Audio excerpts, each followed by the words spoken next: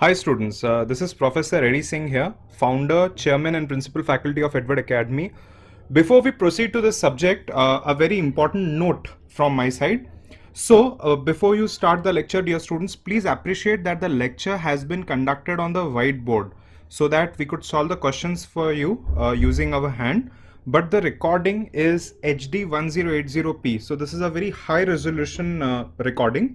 तो अगर आप इसको लैपटॉप पे या डेस्कटॉप कंप्यूटर पे देखोगे and if you use high speed internet you select the option HD 1080 while you watch this video and the experience is going to be very good. Number 2, recording is done in an empty classroom students. तो थोड़ा सा एको हो रहा है. To avoid echo I suggest you please use a headphone. अगर आपका computer का speaker का क्वालिटी अच्छा है तो echo should not be an issue. हमने काफ़ी वीडियोस को टेस्ट किया है वेरियस डिवाइसेस पे. And students, very important, keep your CSET CSET Logical Reasoning study material of Institute of Company Secretaries of India open. अपनी बुक्स को open रखो and please note down whatever professor Surendra Gujar sir is teaching you. Okay, जो भी sir लिखते हैं, जो भी sir आपको स्लाइड पे दिखा रहे हैं, बोर्ड पे दिखा रहे हैं, you pause the video and you note down. Thank you so much everyone. Happy studying. Bye. Hello dear students, आज हम CSEET के एक सब्जेक्ट के बारे में बात कर रहे हैं. सब्जेक्ट का नाम है legal aptitude and logical reasoning. अगर आपको पता है तो ये जो पूरा सब्जेक्ट है वो है 50 मार्क्स का. एंड उसमें से आप मेरे साथ जो सब्जेक्ट या फिर पार्ट करने वाले हैं वो है लॉजिकल रीजनिंग, जो कि है 25 मार्क्स का. ये पूरा लॉजिकल रीजनिंग वाला पार्ट, ये पूरा सब्जेक्ट 50 मार्क्स का एंड 50 मार्क्स में से 25 मार्क्स का जो लॉजिकल रीजनिंग वाला पार्ट है वो आप मेरे साथ करने वाले हैं. अब ये जो लॉजिकल रीजनिंग वाला पार्ट है बहुत आसान है. जो डर होता है बच्चों के मन में कि क्या है, मतलब मैथ्स है या कुछ और है, या मतलब होता क्या है लॉजिकल रीजनिंग, तो उनको मैं ये बता दूं कि logical reasoning is just using your brains. तो लॉजिकल रीजनिंग मैथमेटिक्स के जैसा बिल्कुल नहीं है कि हम कुछ फॉर्मूलेज, कुछ प्रूफ्स, कुछ थ्योरम्स यूज करके हम कुछ आंसर्स फाइंड आउट करें. वैसा बिल्कुल नहीं होता लॉजिकल रीजनिंग में. लॉजिकल रीजनिंग में आपको आपका दिमाग एंड सिर्फ दिमाग यूज करना है. ये प्योरली हमारे ऑब्जर्वेशंस पर, हमारी सोच पर डिपेंड करता है. अब आप लोग सोच रहे होंगे कि CS के कोर्स में ये लॉजिकल रीजनिंग क्यों दिया है. एक्चुअली अगर आप देखो तो काफी कॉम्पिटिटिव एग्जाम्स में लॉजिकल रीजनिंग का सब्जेक्ट होता है. तो ये जो सब्जेक्ट है ये आपके एनालिटिकल स्किल्स को डेवलप करता है. आपको किस तरह से सोचना है, कौन से प्रॉब्लम को किस नजरिए से देखना है, उस प्रॉब्लम को सॉल्व करने के लिए क्या तरीका आप यूज करते हो, ये आपके लॉजिकल थिंकिंग पे डिपेंड करता है. तो वही लॉजिकल थिंकिंग को डेवलप करने के लिए ये सब्जेक्ट आपके सिलेबस में रखा गया है. तो मैं आपको आज ये सब्जेक्ट के बारे में थोड़ा सा ब्रीफली बताने वाला हूँ कि ये सब्जेक्ट में हमने पढ़ना क्या है, कैसे पढ़ना है, क्या क्या पढ़ना है, कितना पढ़ना है. तो अगर आप यहाँ पर देखो तो ये जो लॉजिकल रीजनिंग वाला हमारा सब्जेक्ट है, इससे हमारे सिलेबस में 3 पार्ट्स में बांटा गया है. 3 तरह के लॉजिकल रीजनिंग के टॉपिक्स हमारे लिए रखे गए हैं. एक है लॉजिकल, दूसरा है वर्बल एंड तीसरा पार्ट है नॉन वर्बल. तो जो भी हम पढ़ने वाले हैं ये 3 पार्ट्स में पढ़ने वाले हैं. मैं लॉजिकल रीजनिंग की बात कर रहा हूं तो उसमें 3 पार्ट्स है, logical, verbal and non verbal. अब यहाँ पर मैंने कुछ टॉपिक्स लिख रखे हैं ताकि आपको बस एक आइडिया हो जाए कि आपके सिलेबस में क्या है. काफी छोटे छोटे टॉपिक्स हैं, कुल मिलाकर शायद 29-30 के आसपास टॉपिक्स हैं जो हमें कवर करना है. अब ये जो टॉपिक्स है मैंने आपको पहले ही बताया, मैथ्स बिल्कुल नहीं है, मतलब मैथ्स के जैसे बिल्कुल नहीं है. कहीं ना कहीं हमें मैथ्स का यूज करना है, कहां पर करना है ये मैं आपको बताऊंगा, बट ऐसा लिटरली टिपिकली मैथ्स के जैसा नहीं है. ठीक है, तो पहले आप देखो कि जो लॉजिकल रीजनिंग में कुछ टॉपिक्स मैंने यहाँ पर लिखे हैं. आई रिपीट, ये कुछ टॉपिक्स है आपके सिलेबस के, इसके अलावा भी और कुछ टॉपिक्स हैं. अब जैसे लॉजिकल में हम कुछ एग्जांपल्स के तौर पे टॉपिक्स देखते हैं. कैलेंडर्स है, तो कैलेंडर्स क्या हम रोज कैलेंडर नहीं देखते, है ना, जो हमारे हर घर के दीवार पर टंगा होता है कैलेंडर। तो कैलेंडर में हम क्या पढ़ने वाले हैं, तो काफी सारी चीजें हैं। तो इसमें पढ़ने का तरीका क्या होगा ओवरऑल लॉजिकल रीजनिंग में, कि हम कुछ क्वेश्चंस को सॉल्व करेंगे, आप मेरे साथ क्वेश्चंस को सॉल्व करोगे तो आपको हैंग आ जाएगा कि आगे अगर क्वेश्चन पूछा गया है तो आप उस तरह से सोचकर उस क्वेश्चन को सॉल्व करने का कोशिश कर सकते हो।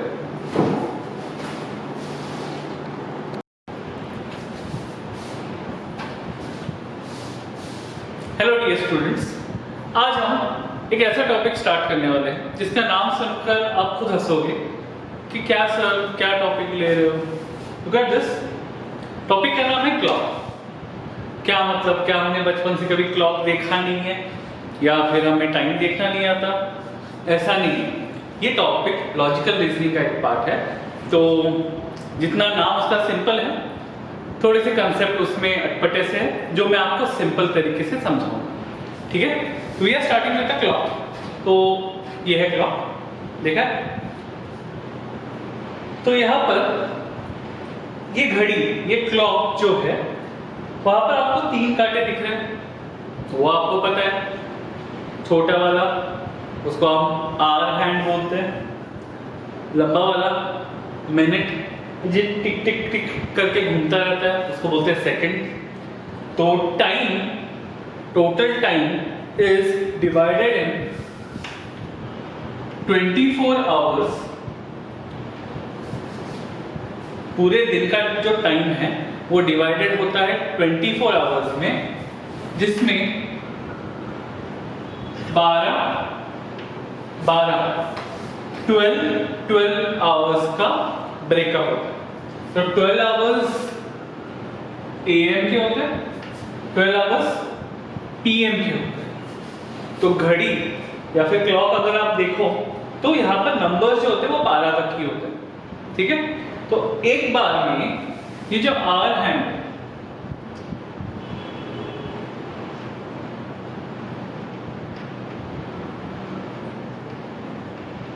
कितने आवर्स दिखाता है? 12 आवर्स। 12, 1, 2, 3, 4, 5, 6, 7, 8, 9, 10, 11, 12। तो ये आवर हैंड कितने आवर्स दिखाता है? 12 आवर्स। तो ये आवर हैंड पूरा ऐसे गोल घूम के वापस उस अपनी जगह पर आने के लिए वो लेता है 360 डिग्री का एंगल। ये पूरा जो सर्कल है, ये सर्कुलर है, ये पूरा जो सर्कल है, सर्कल का जो एंगल होता है वो कितना होता है? 360 डिग्री। तो ये जो आवर हैंड है 12 घंटे उस कांटे को घूमकर आने में लगते हैं 360 डिग्री का एंगल। दूसरा है मिनट हैंड। तो ये जो लंबा वाला कांटा है वो मिनट हैंड है। मिनट हैंड पूरा सर्कल घूमकर आने में उसको 60 मिनट्स लगते हैं। अगेन ये 60 मिनट्स पूरा करते हैं 360 डिग्री का मिनट हैंड, आवर हैंड, ठीक है। तो इस तरह से हम और डिटेल में इसको सीखेंगे, ठीक है।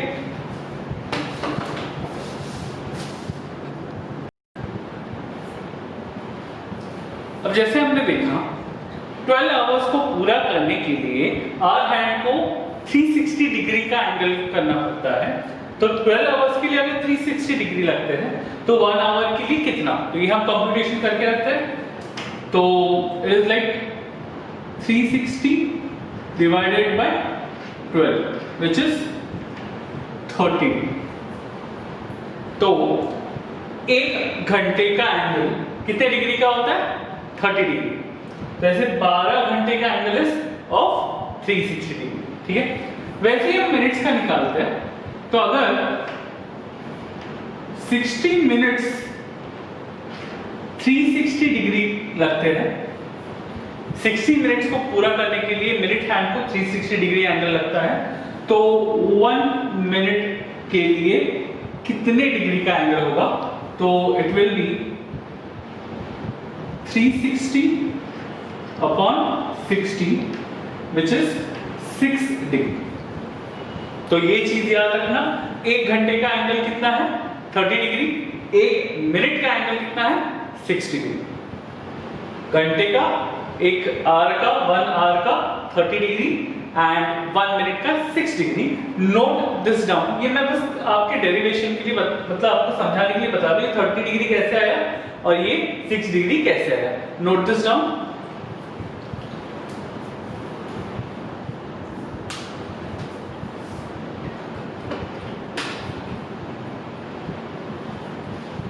अब कुछ और एंगल्स की बात करते हैं।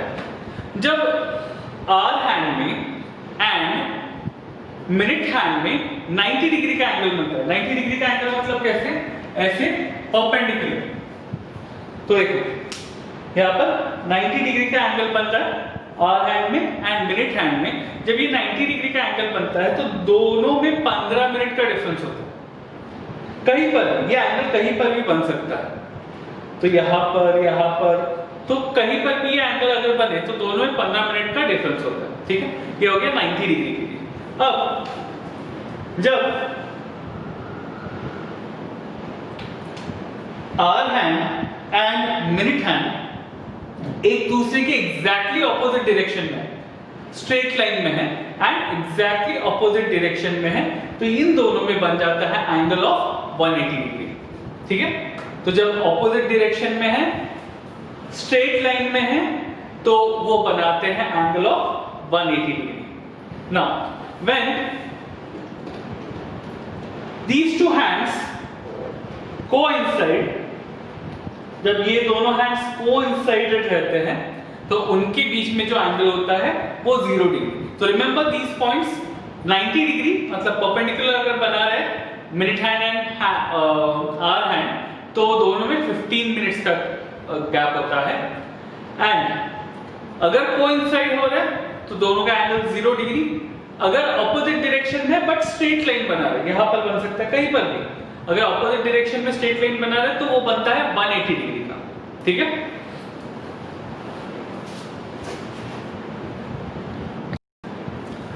अब हम एक एग्जांपल ले रहे हैं। एग्जांपल दिया है at what time between 2 o'clock and 3 o'clock, मतलब 2 और 3 बजे के बीच में hands are opposite to each other, मतलब जो मिनट हैंड है एंड आवर हैंड है वो दोनों अपोजिट मतलब स्ट्रेट लाइन में है।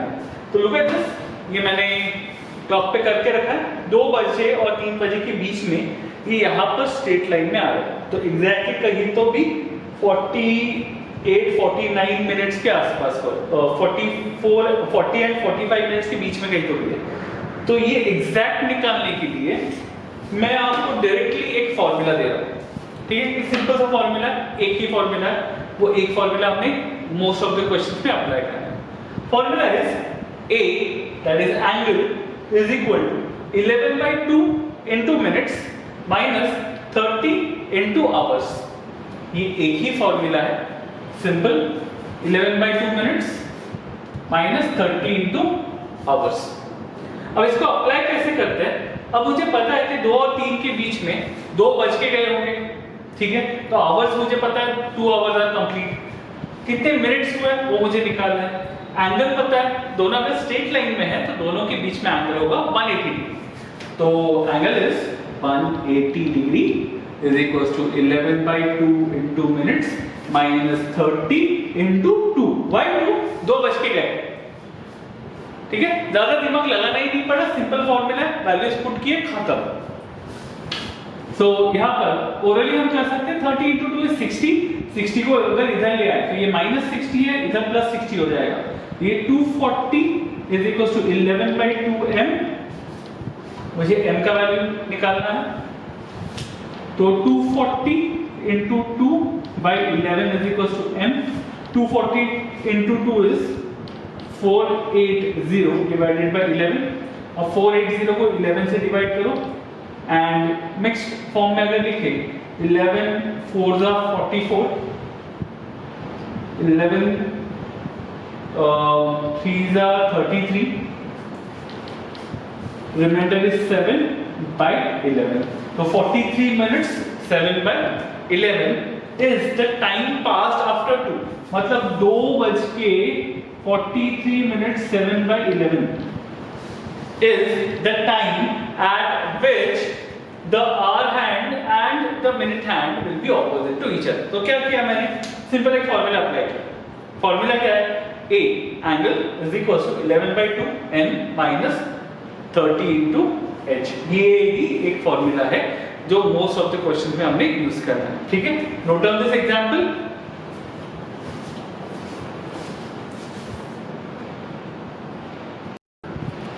Now let us see one more example. Question is, what is the angle between two hands of a clock when the time shown by the clock is 6:30? तो घड़ी में 6:30 बजे है, 6:30 पे टाइम कितना हो जाता है? 6:30 पे दो हैंड्स के बीच में एंगल कितने का है? तो लुक एट दिस, सी घड़ी में 6:30 बजे, तो hour hand and minute hand में एंगल कितने का? तो जैसे कि मैंने आपको इससे पहले फॉर्मूला दिया, सिंपल वही फॉर्मूला अप्लाई करो, खत्म, बात खत्म। ज्यादा दिमाग लगाने का नहीं कि ये कितना घुमा कितना नहीं घुमा।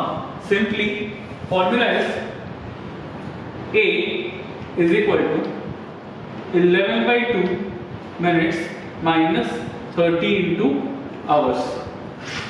तो हमें आवर्स पता है 6:30, मतलब 6 बज के गए हैं। मिनट्स पता है 6:30 मिनट्स, मतलब 30 मिनट्स हो चुके हैं। तो 11/2 इंटू 30 माइनस 30 इंटू 6 हमें एंगल लिखा है। तो यही फॉर्मूला में मैंने डाला। तो 11/2 into 30 which will be 2 1s are 2 15s are 15 into 11 165, 30 into 60 30 into 6 is 180। अब यहाँ पर देखो 165 माइनस 180, तो डोंट थिंक ऑफ कि नेगेटिव फिगर कैसा है। तो नेगेटिव है तो ठीक है, एंगल नेगेटिव पॉजिटिव चल सकता है। तो it is like 15 degree. The difference between 180 and 165 is 15, तो एंगल इज 15 डिग्री। ये समझा? तो डोंट गेट कंफ्यूज विद कि नेगेटिव कैसा है। नेगेटिव है तो भी ठीक है, एंगल कितना है वो इंपॉर्टेंट है। कितना? 15 डिग्री। फॉर्मूला वही रहेगा, A angle is equals to 11/2 n minus 30 into h। Note down this.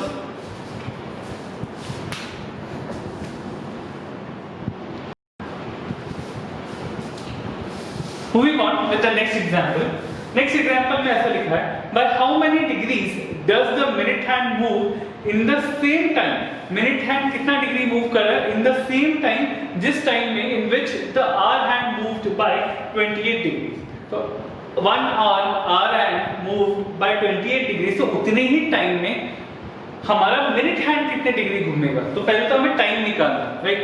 तो अभी आवर हैंड कितने डिग्री से घूमा है? 28 डिग्री से। Now we know that एक 1 आवर के कितने डिग्रीज होते हैं? 1 hour takes 30 degree angle. Starting of the lecture मैंने आपको बताया था 1 घंटा मतलब 30 डिग्री, तो 1 मिनट मतलब कितने डिग्री होता है? 6 डिग्री, राइट। तो 1 आवर इज 30 डिग्रीज। तो if it is 28 degrees then how many hours? तो हमें टाइम मिल जाएगा कि वो आवर हैंड कितना टाइम मूव किया है। तो इट इज 28 इंटू 1/30। तो सिंपली हम बोल सकते हैं कि 28/30 आवर्स। अब second part of the question में पूछा है कि मिनट हैंड कितना घुमा होगा। तो आवर्स को कन्वर्ट कर लेते हैं मिनट में। तो 28/30 आवर्स को मिनट में कन्वर्ट करने के लिए simply we are going to multiply it by 60। 1 hour is equals to 60 minutes. So this is 31s are 32s are 56 minutes. Okay. Now 56 minutes हो गए। तो हमने ये टाइम देखा 56 मिनट हैंड घुमा है। तो अब उसका एंगल हमें फाइंड आउट करना है। Now we know that 1 minute moves 6 degree, तो 56 minutes will move how much degree? तो x will be equal to 56 into 6 by 1. Simple, 56 into 6. 6 6 are 36, 6 5 are 30, 336 degree. तो सिंपल हमने क्या किया, पहले तो टाइम निकाला आवर्स में, आवर्स को कन्वर्ट किया मिनट पे, फिर मिनट के डिग्रीज निकाले। ओके, तो इसी तरह के क्वेश्चंस आएंगे। Note down this example.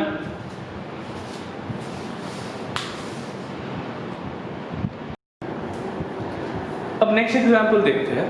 Next example ऐसा है, at what time between 3 o'clock and 4 o'clock both hands मतलब minute hand and hour hand coincide. अब जैसे मैंने आपको दिखाया था, कोइंसाइड मतलब क्या, इस तरह से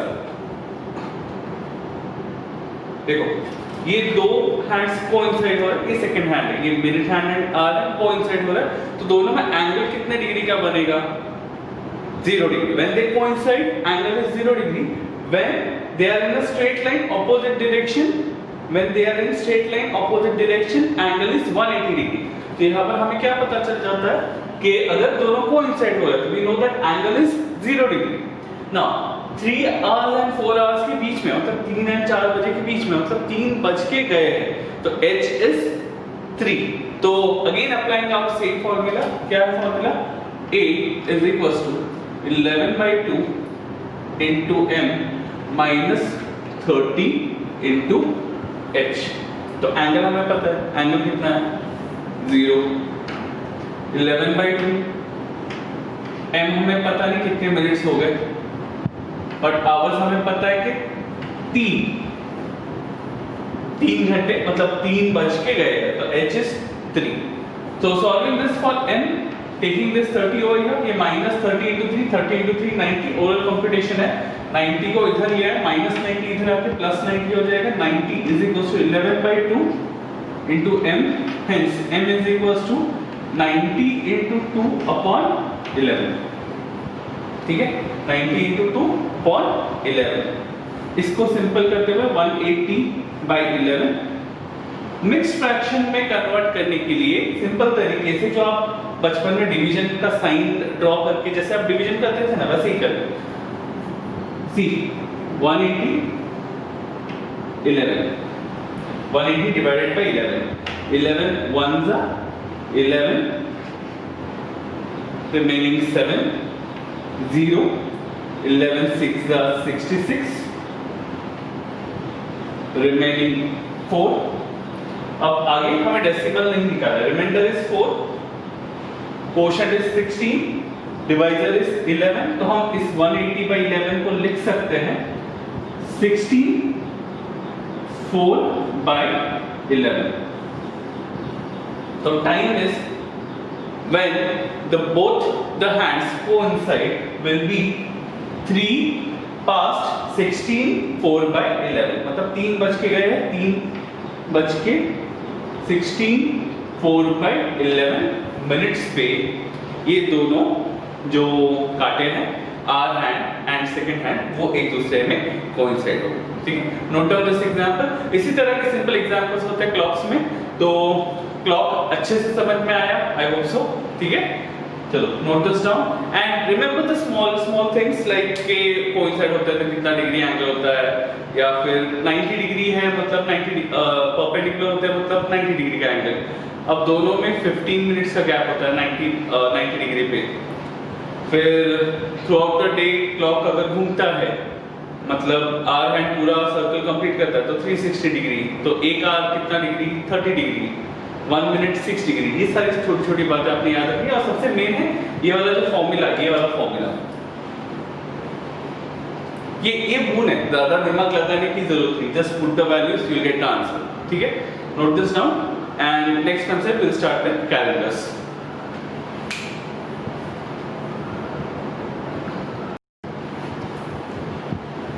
अब हम स्टार्ट करने वाले हैं जो नेक्स्ट टॉपिक है, उसका नाम है कैलेंडर्स। तो हमने क्लॉक देखा, वैसे ही सिंपल है कैलेंडर्स। तो बेसिक चीजें जो सबको पता है, एक बार हम जॉट डाउन कर लेते हैं, लिख लेते हैं कि कैलेंडर के बारे में हमें क्या बेसिक चीजें पता है। तो आपको पता है कैलेंडर मतलब जहाँ पे साल, मंथ्स, डेज, ये सारी चीजें आती है, वहां पर हम कैलेंडर में ये सारी चीजें यूज करते हैं। तो बेसिक चीजें क्या है कि हमारे कैलेंडर में होते हैं 12 मंथ्स, जनवरी, फरवरी, मार्च, अप्रैल, मई, तो ऐसे 12 मंथ्स होते हैं। Ordinary year 12 months make a year, 12 महीने मिलाकर एक साल बनाते हैं। अब यही 12 महीने मतलब इन ऑर्डिनरी ईयर ये 12 महीने होते हैं 365 डेज के।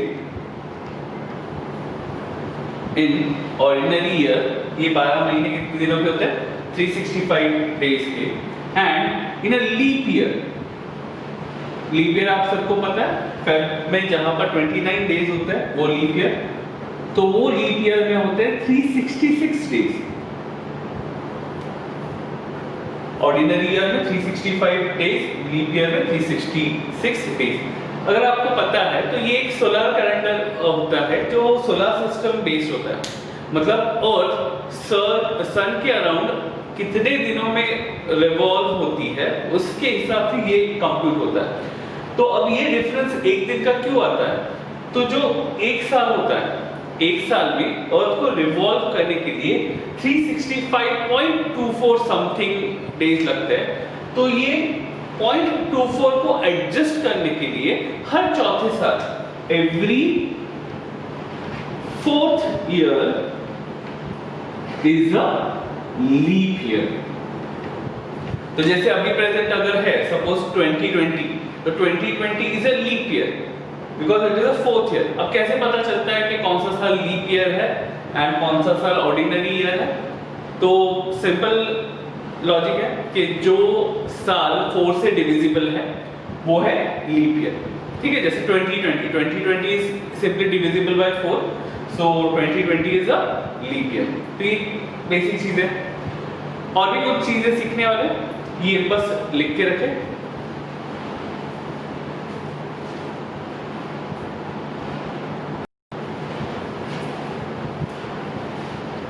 अब कुछ और बातें देखते हैं कैलेंडर के बारे में।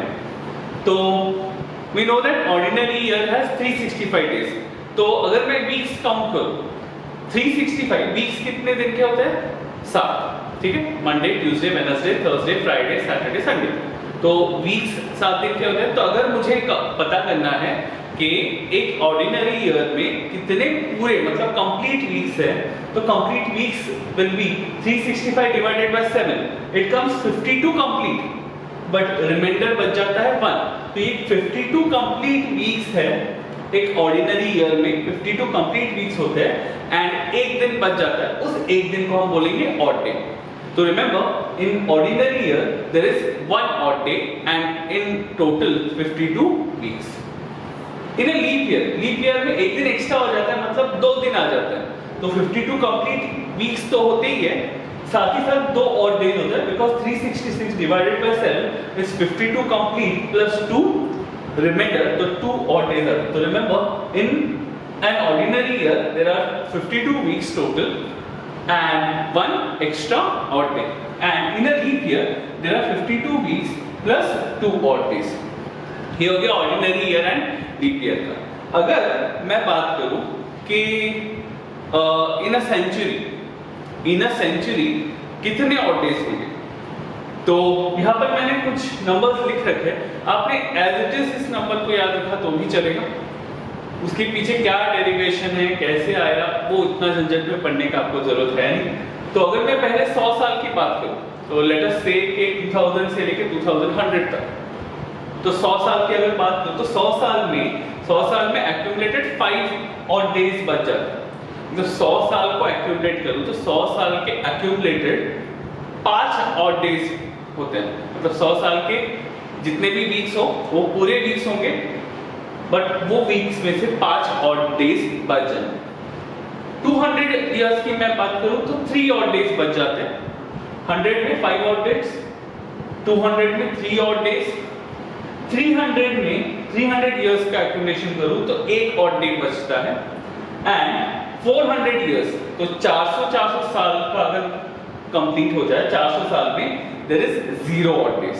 तो 400 साल कंप्लीट होने पर 400 साल में देयर इज 0 ऑड डे। तो 400 साल को एक्यूमुलेट करूं, वीक्स वाइज अगर देखूं तो सारे के सारे 400 साल के वीक्स पूरे कंप्लीट होंगे। तो एवरी 400 के मल्टीपल्स में जो भी ईयर आएगा, 400 इयर्स, 800 इयर्स, 1200 इयर्स, 1600 इयर्स, ये सारे के सारे 400 के मल्टीपल्स में जो भी ईयर आएगा वो सारे में हमें 0 ऑड डेज मिलेंगे। ठीक है, तो ये कुछ कंसेप्ट्स है जो आपने याद रखना है, इसके डेरिवेशन में पढ़ने की जरूरत है। अच्छा ठीक है, मैं आपको एक का तो डेरिवेशन बता देता हूँ। से 100 इयर्स है,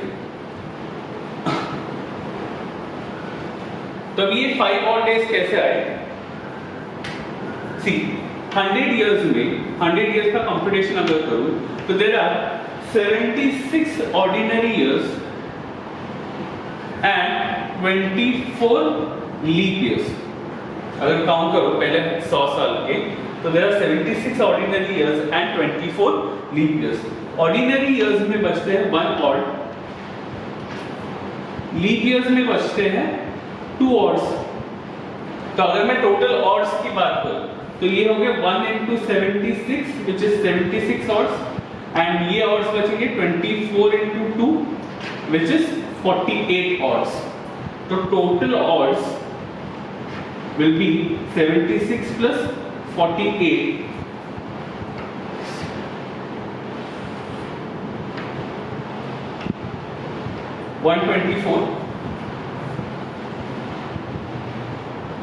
So there are 124 odd days overall 100 years. अब ये 124 जो odd है उसमें अगर मैं वीक्स डालूं तो 124 को वीक्स में डिवाइड करूं तो divided by 7 which will be equal to 7 1 the 7 remaining 5 54 7 7 the 49 remainder 5।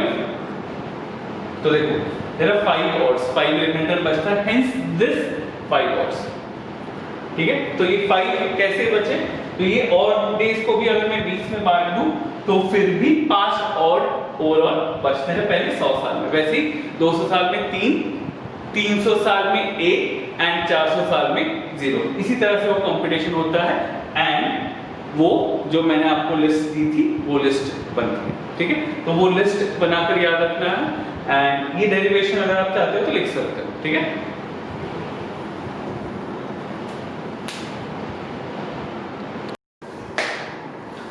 अब मैं आपको एक अजम्पशन बता रहा हूं जो हमें प्रॉब्लम सॉल्व करने में हेल्प होगा। तो जैसे कि आप जानते हैं अभी 2020 चल रहा है, तो 2020 एडी राइट, तो क्या मैं फर्स्ट एडी में जाकर आज तक के दिनों को कंप्यूट कर सकता हूं? तो हो सकता है बट मुश्किल है। इसके लिए हम एक अजम्पशन के साथ आगे बढ़ेंगे।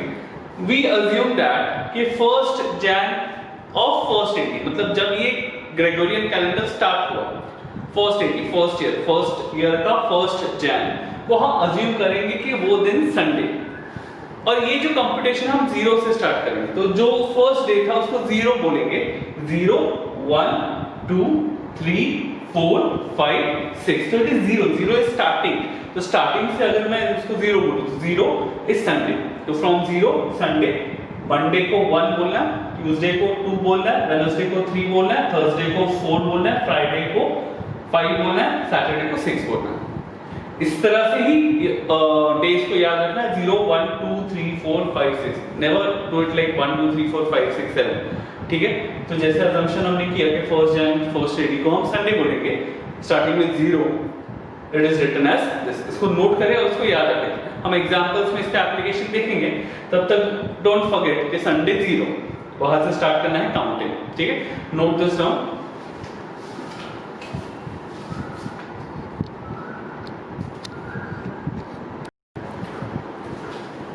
Now look at this example. How many years have 29 days in Feb from 2001 to 2100? मतलब 2001 से लगाकर 2100 तक हमें लीप ईयर्स काउंट करना है। ठीक है, तो सिंपल है, यहाँ पर कितने साल है? 100 इयर्स। तो मैंने आपको बोला था हर चौथा साल क्या होता है? लीप ईयर होता है। तो 100 डिवाइडेड बाय 4 करते हैं, we get 25। But you need to remember one more thing। अब ये एक चीज यहाँ प्रॉब्लम के बीच में मैं डाल रहा हूं ताकि आप उसे याद रखें। Remember 100th year is not a leap year। 100th year is not a leap year, ये याद रखना। तो 2100, 2200, 2300, 100th year is not the leap year. तो ऐसे में 25 लीप ईयर्स नहीं हो सकते 100 साल में, तो 25 में से जो 100th ईयर है वो एक साल निकाल दो तो बचेंगे 24 leap years. If you remember, मैंने जो 100 का कंपटीशन दिखाया था थोड़ी देर पहले, तो उधर मैंने लिए थे 76 ordinary years and 24 leap years, right. So अगर मैं 100 साल का कंपटीशन देखूं तो 100 साल में there are 24 leap years. Note this down.